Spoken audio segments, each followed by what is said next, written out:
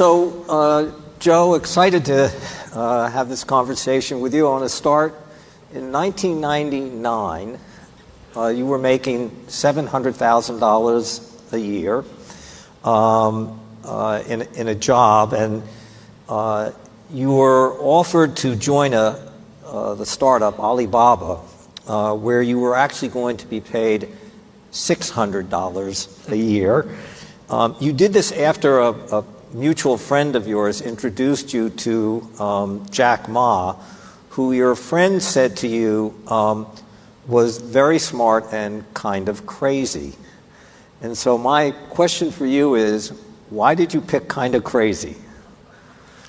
Well, thanks, Jeffrey.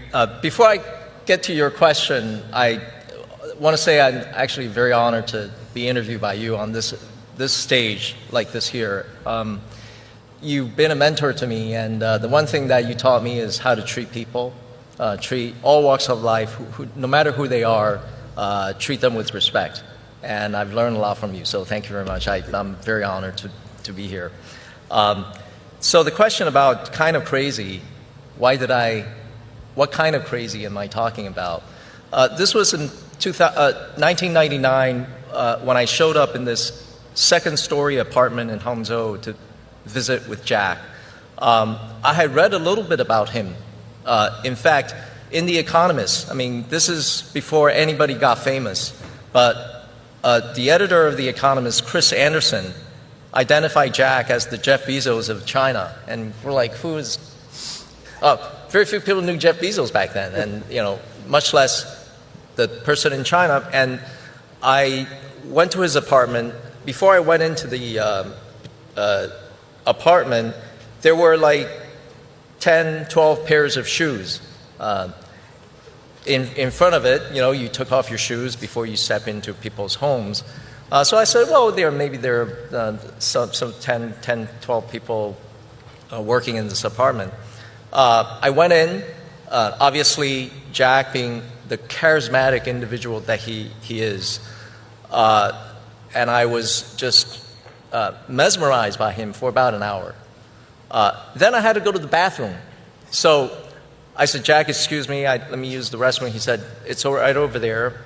I went in and I saw that there are something like 12 toothbrushes on the sink. And I realized these people were just living there 24/7. They were in sleeping bags, working away. And something dawned on me that this was the garage equivalent, the HP garage of China. And the thing that really struck me wasn't really the crazy part. I mean, Jack was talking about a big vision that I didn't really quite understand. He said, to do a startup, you don't really have a business plan. You just kind of go along. And those are all the crazy aspects, but that wasn't the reason that I decided to quit. To quit my current the job at the time to join Alibaba. It was really the idea that he was a leader. He was leading these disciples who really truly had to believe. He gave them the mission about what technology was going to do, in particular internet technology, what it was going to do to not just the company, but also the whole country. At that time, did he have a real vision for what this was going to be? The vision at the time was to create an internet platform so all the small companies, manufacturers, and trading companies from China doing exports can list themselves on this platform. In fact, we call it the BBS, the Bulletin Board System. And that was the first website of Alibaba.com. It was in English language, in fact. And that's because it was made for non-Chinese people that are sourcing from China to use and buy stuff from China. And we were at the cusp of China entering the WTO.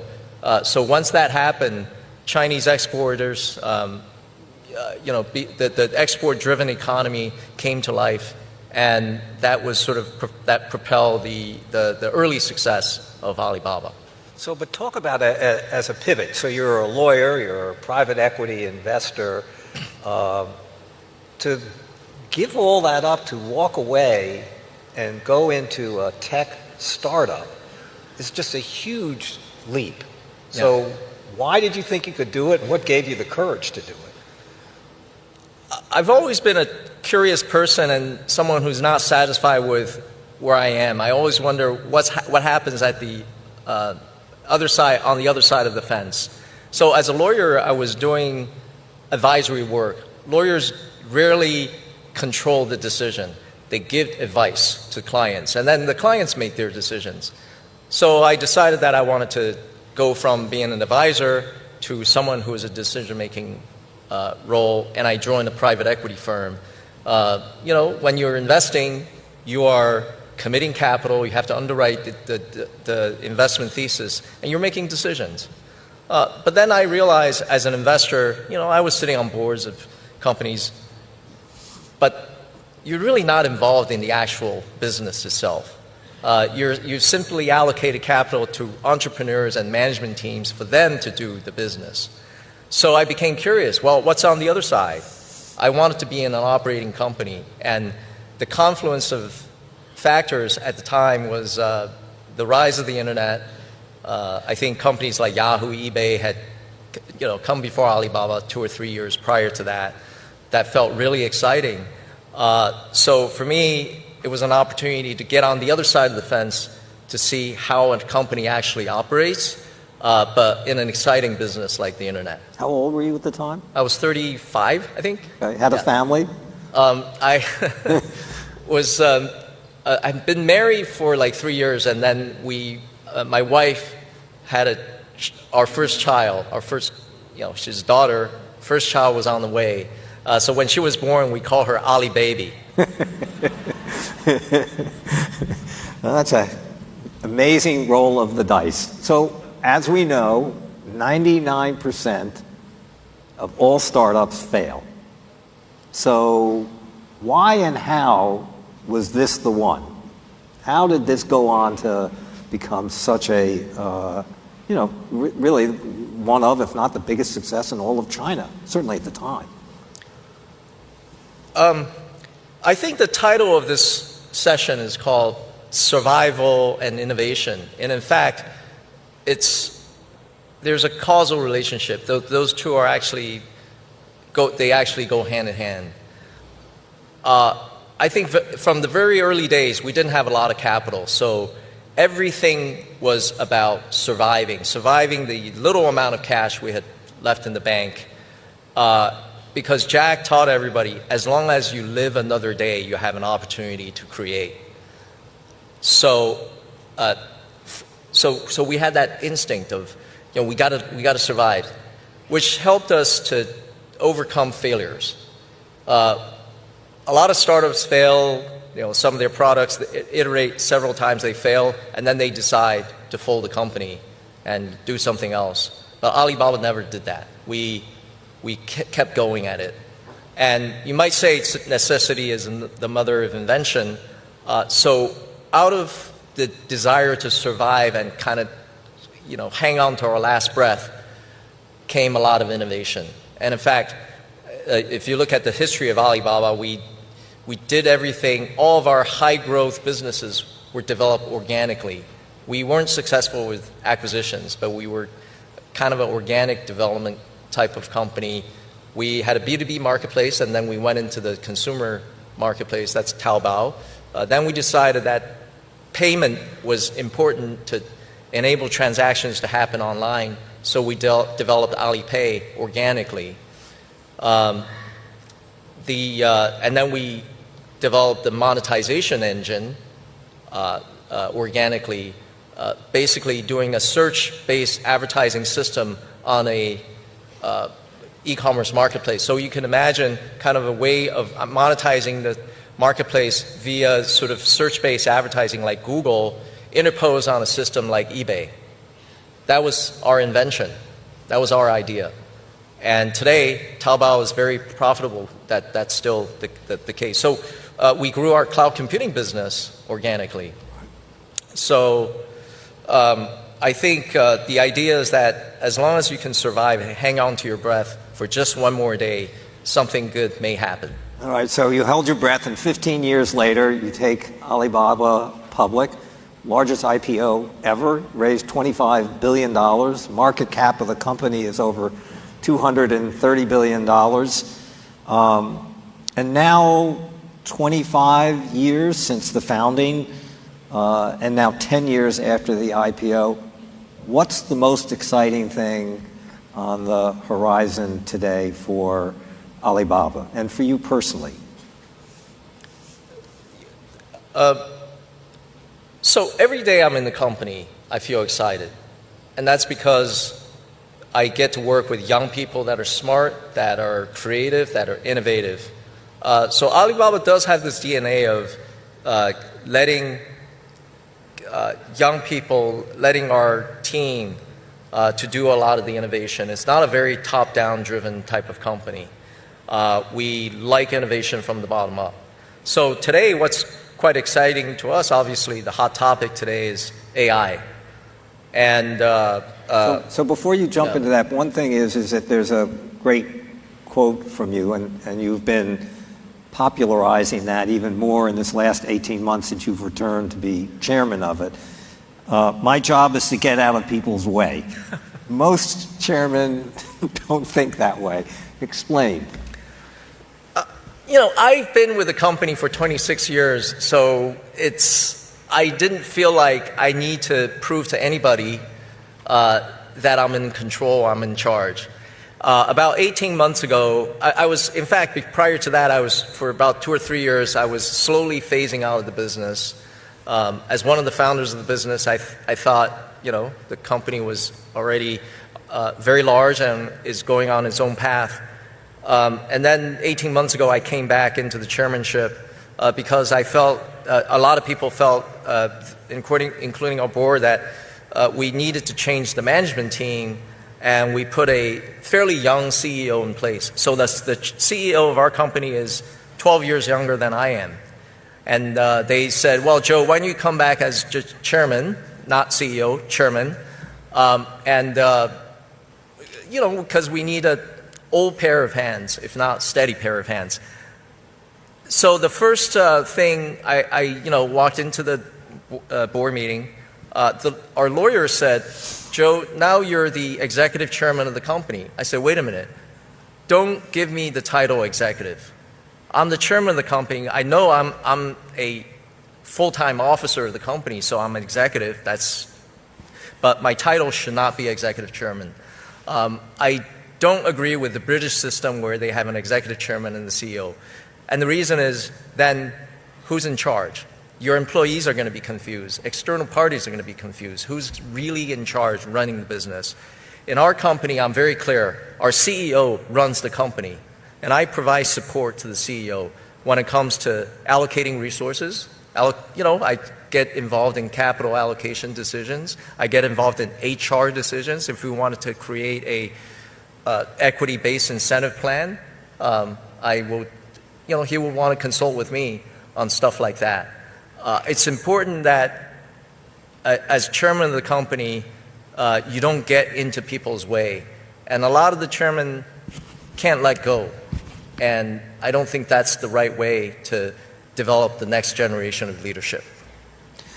Okay, so let's go pivot over to, the sort of one of the biggest, most important and core businesses is cloud computing. And sort of differentiated maybe from Amazon is that you have been investing in and developing your own AI capabilities. Give us a state of where you are today. Where are you in Grok 3 and DeepSeek and all these different competing LLMs out there? Where does Alibaba fit in this? And what matters to you? Where do you think the value is? Well, I think Elon has already said Grok 3 is going to be the best AI ever. Forever. So nobody, for the rest of eternity. So do I need to answer this question now? I think, in fact, I actually used the Grok because I'm on X, his Twitter app, and they provide an interface to Grok, which I use very often. I'm very impressed by the results. I also use a number of other apps, AI apps, including our own. the answer to your question, this AI race, who's better, whose AI is better, the answer yesterday is going to be different from the answer tomorrow. Right now, everybody is in a fairly tight race. The next model that's going to be launched is going to be better than some, but not others, and then somebody else will launch something that's better than yours. And we think that's what's going to happen. But what has you mentioned DeepSeek, and it's quite significant. And that's because they actually demonstrated that you can use some engineering innovation to drastically lower the cost of training and inference of large language models. And up to this point, people are massively investing into these frontier models. But here's the problem. If you think about training of frontier models as an endeavor to educate your kids, and you want to have the smartest kids develop them so that they can acquire PhDs in not just one subject matter, but 15 subject matters, from maths to physics to biology to psychology, everything. You want to have the smartest kids. If that's the case, take that into today's AI race. There's maybe only 5 or 6 rich parents that can afford to have the smartest kids. But is that something that we're really interested in? It's probably not. You have to start to ask yourself, what is the purpose of, what is the goal of developing AI? Is this to have the smartest child so that they can win every single Nobel Prize? Or is it something different? Like, there's a lot of problems in the world that need to be solved. There's a lot of issues that we need to use AI to apply AI so that it can be useful and productive and make an economic impact. So I think people are going to start, when they look at the phenomenon of DeepSeek, people are going to start shift away from, all right, let's stop putting in hundreds of billions of dollars into compute infrastructure so that we can train the smartest, PhD in everything that can win the Nobel Prize. Let's find out what are the actual problems in the world, and let's use AI to solve them. So a lot of people are going to start putting resources into applications. I think that's number one. Number two is DeepSeek has taught us the value of open source. If today your only purpose in life is to develop a closed source AI system that is the smartest PhD student in everything, the Nobel Prize winning kid, I personally think the value of that endeavor is approaching zero. So that's a pretty amazing and pretty bold vision for AI, quite different from sort of what these big 5 very wealthy parents are pursuing right now. But because what about the rest of us, right? If there are only 5 people that can afford to have the smartest kids, that's not a world that you want to live in, right? So I think there's ways to develop smart kids as well, not using all this massive compute resources. If people can focus, number one, focus on applications, and number two, leveraging on the open source community, leverage on the ecosystem of open source. The thing about the open source community is people share, right? Everything that you contribute to the open source is now in the ecosystem that other people can learn from. And so I think in the future, probably smaller models will proliferate. I'll give you an example. We're the e-commerce business. So if I want to develop a very smart shopping assistant to help to recommend things to our shoppers, do I really need a large language model that has 1 trillion parameters? Probably not. Probably not. Just like if you hire a shopping assistant in your store, do you need to have them acquire a physics PhD to help you pick out the best dress in the store? Probably not. So I think now with open source, a lot of companies can participate because they can take the open source code and deploy it on their infrastructure, whether it's their own data center or on their laptop computer. Companies from big or small, entrepreneurs, can now all develop together, develop AI together and contribute to the power of AI. So this is actually a very unique and distinctive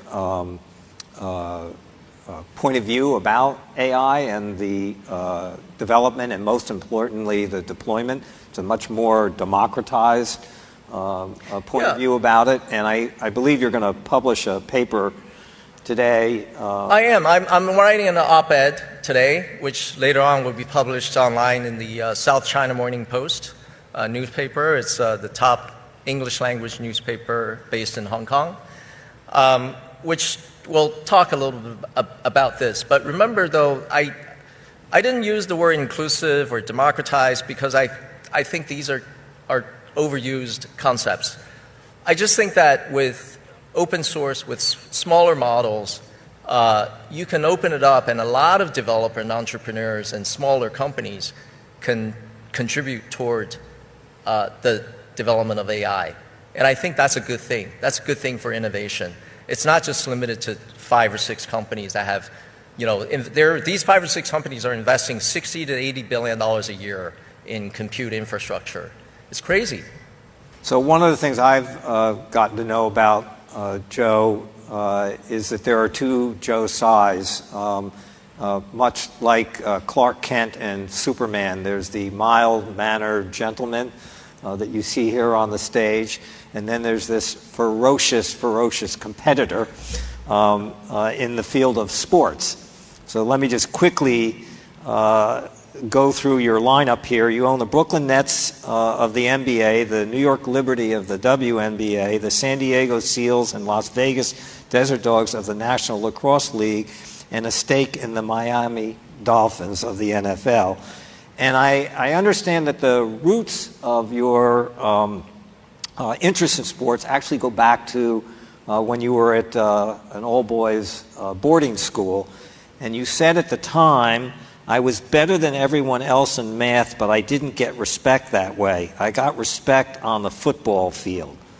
So maybe you could connect the dots there of these 2 Joe Tsais. Well, you think it's 2 Joes, but it's really just one guy who started as an athlete in life. I was fairly athletic.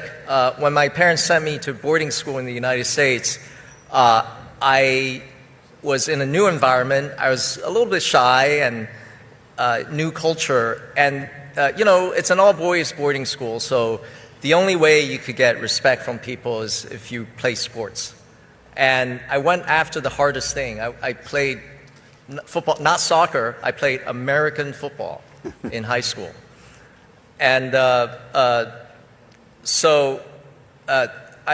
unlike a lot of the tech entrepreneurs, I was an athlete first, and then I became sort of a geek because I work in a tech company, spent a lot of time with engineers and scientists. So that was kind of the beginning. And so my passion for sports has always been there, but the opportunity to buy a professional sports team really came in a serendipitous way. And I really had no intention to, it wasn't like I grew up dreaming that I would own an NBA team. And the opportunity came along in 2017.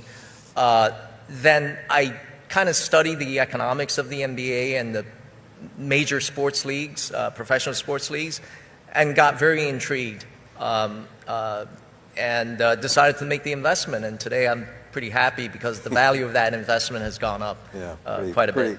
So you said, quote, sports teaches not just discipline and hard work, but also how to fail. You lose, you must bounce back. So what are the lessons on the sports field that you apply to the work field, your day job? Yeah.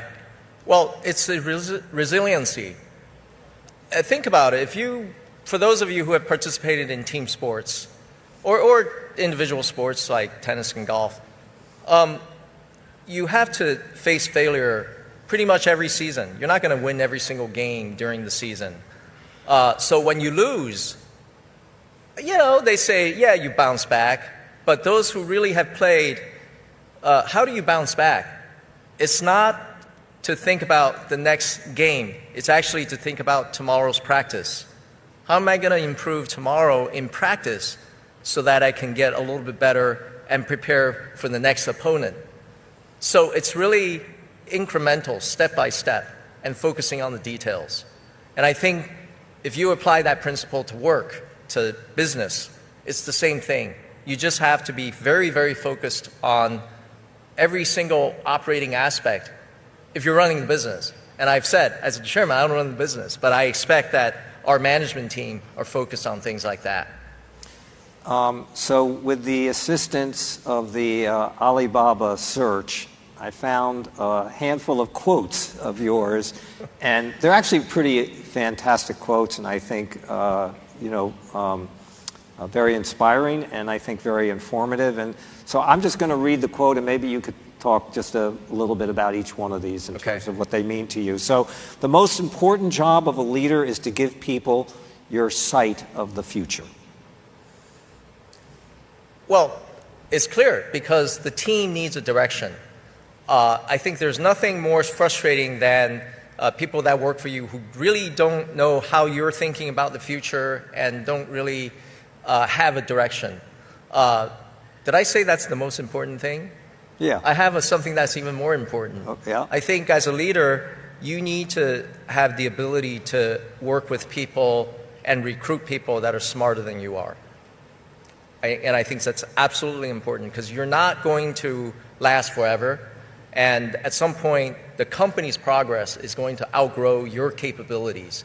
So you have to bring in people that are better and smarter so that the company can continue to improve. One of my favorites, quote, humility is very important for a leader. You have to be able to admit mistakes. Not easy for any leader to do, but... Well, if you can't even admit your mistakes, then it's going to be hard to imagine that you're willing to correct your mistakes. Imagine that. I mean, we're in a business where a slight veering away from doing the right thing can take you on a trajectory that's taking you to disaster. I think the good leaders always are willing to self-reflect and say, all right, I was wrong, we need to change course. And make the determination. It's hard. It's very, very difficult to tell people that you were wrong, but we have to do it. So this one actually goes a little bit, maybe ties into some of the things that Elon was talking about. You said a common problem of big companies is they get set in their organizational structure and fit the direction of the company into the structure, and it actually should be the reverse. And I think it's a little bit of what Elon was talking about. Yeah. I mean, his whole comment on the government inefficiency, government comes with a huge structure, and structure defines direction. That shouldn't be the case. You always have to define what the direction is, and then you set the company's organizational structure and the people to put the right people in the right place to achieve the purpose. So you and I have known each other for some time. There is a quote of yours, which you've now come to see actually doesn't apply to me. 99% of people need 7 to 8 hours of sleep. If you think you're in the 1%, you're fooling yourself. This is the one thing I really admire about Jeffrey. He sleeps 4 hours a day, or 3, or something like that. I can't. I have to have 7 to 8 hours pretty much within a 24-hour span. Because of jet lag and everything, I travel a lot. I can't sleep through the whole time, but I need to take a nap. But you are unique. And I did say that a lot of people think that they're in that 1%, but they're not. But knowing Jeffrey, knowing him for all these years, he's truly in that 1%. So and I'm congratulations. I'm actually very grateful to the Beatles. They wrote a song for me. It's called 8 Days a Week. Thank you all very much. Thank you.